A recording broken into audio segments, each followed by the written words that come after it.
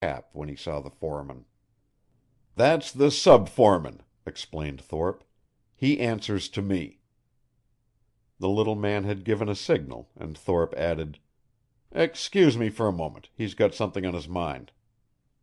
He drew a few steps aside, and Philip walked along the line of laboring men. He grinned and nodded to them, one after another. MacDougall was right. They were the toughest lot of men he had ever seen in one gang. Loud voices turned him about, and he saw that Thorpe and the sub-foreman had approached a huge, heavy-shouldered man with whom they seemed to be in serious altercation. 2 or 3 of the workmen had drawn near, and Thorpe's voice rang out clear and vibrant. "You'll do that, Blake, or you'll shoulder your kit back home. And what goes with you goes with your clique. I know your kind, and you can't worry me. Take that pick and dig, or hike. There's no two ways about it." Philip could not hear what the big man said, but suddenly Thorpe's fist shot out and struck him fairly on the jaw. In another instant Thorpe had jumped back and was facing half a dozen angry, threatening men. He had drawn a revolver, and his white teeth gleamed in a cool and menacing smile. "Think it over, boys," he said quietly. "And if you're not satisfied, come in and draw your pay this noon. We'll furnish you with outfits and plenty of grub if you don't like the work up here. I don't care to hold men like you on your contracts." He came to meet Philip as though nothing unusual had happened. "That will delay the completion of our work for a week at least," he said, as he thrust his revolver into a holster hidden under his coat. "I've been expecting trouble with Blake and 4 or 5 of his pals for some time. I'm glad it's over. Blake threatens a strike unless I give him a sub-foremanship and increase the men's wages from $6 to $10 a day. Think of it! A strike, up here! It would be the beginning of history, wouldn't it?" He laughed softly, and Philip laughed from sheer admiration of the man's courage. "You think they'll go?" he asked anxiously. "I'm sure of it," replied Thorpe. "It's the best thing that can happen." An hour later Philip was back in camp. He did not see Thorpe again until after dinner, and then the gang foreman hunted him up. His face wore a worried look.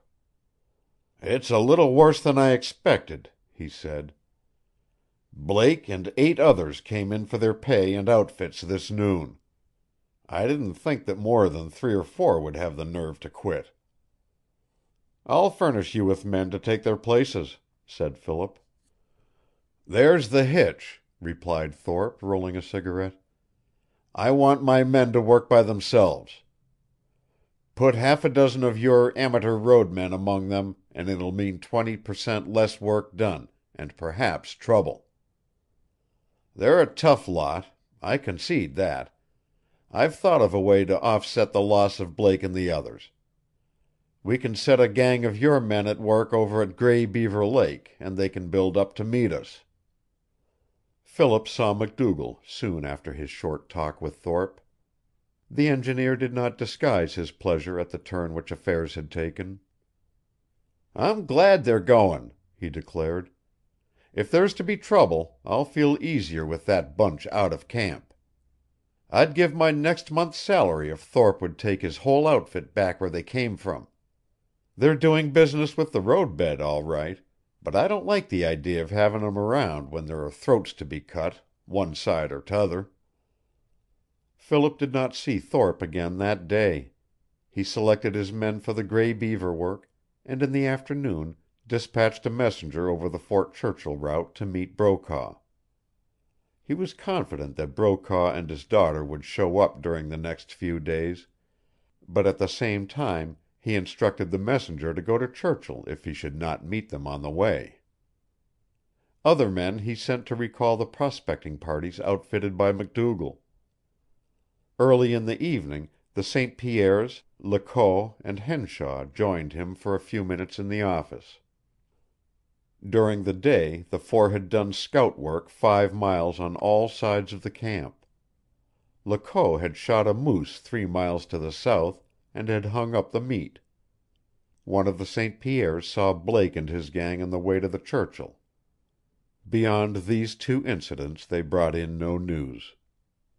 A little later MacDougall brought in 2 other men whom he could trust and armed them with muzzle loaders.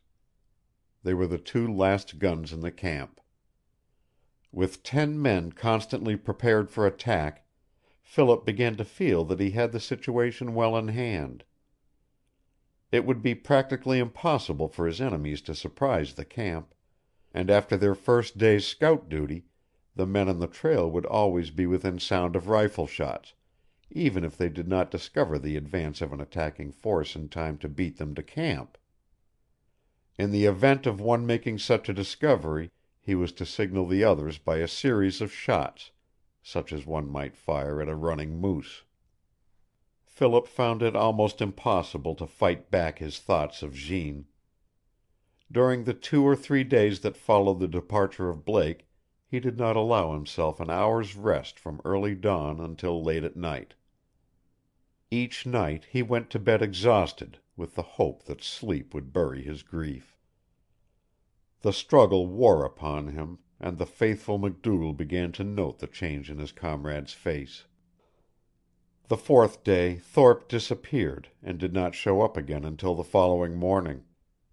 Every hour of his absence was like the stab of a knife in Philip's heart, for he knew that the gang foreman had gone to see Jeanne.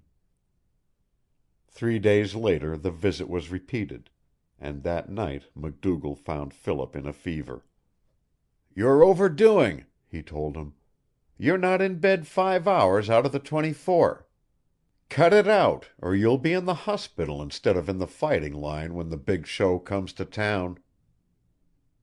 Days of mental agony and of physical pain followed.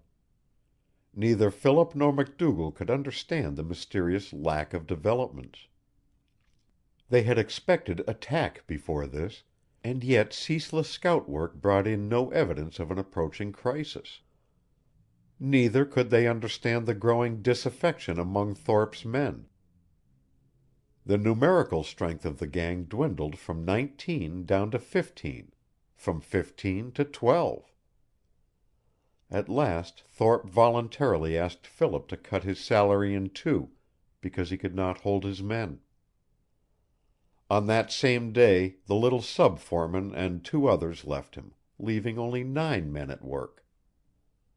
The delay in Brokaw's arrival was another puzzle to Philip.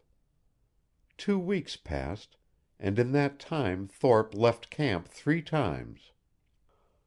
On the 15th day the Fort Churchill messenger returned. He was astounded when he found that Brokaw was not in camp, and brought amazing news. Brokaw and his daughter had departed from Fort Churchill 2 days after Pierre had followed Jeanne and Philip.